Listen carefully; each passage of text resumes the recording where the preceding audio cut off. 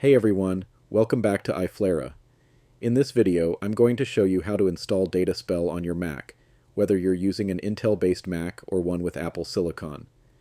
If you're into data science, machine learning, or work with Jupyter notebooks, DataSpell is a fantastic IDE from JetBrains. It comes with smart code assistance, built-in Jupyter support, and seamless integration with libraries like Pandas, NumPy, and Matplotlib, making your data workflow fast and efficient. Let's get started. First, open your web browser. You can use Safari, Chrome, Firefox, or any browser you like. In the search bar, type Download DataSpell and press Enter. Look for the official JetBrains link and click on it. I'll also leave the direct link in the video description to make things easier for you. Once you're on the DataSpell download page, choose the correct version for your Mac, Intel or Apple Silicon, and click the Download button. Save the file to your Downloads folder. The download time will depend on your internet connection. Once it's done downloading, go to your Downloads folder and double-click the installer file. A new window will appear.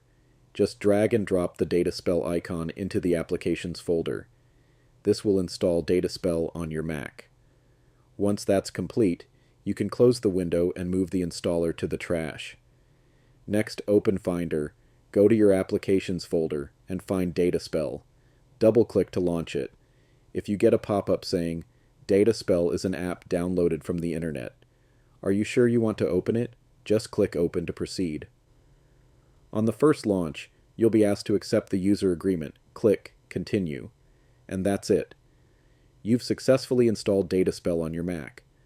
You're now ready to dive into data exploration, write Jupyter notebooks, and run Python scripts, all in one powerful environment. If this video helped you out, be sure to like, subscribe, and tap the notification bell so you don't miss future tech tutorials from iFlera. Thanks for watching, and I'll see you in the next one.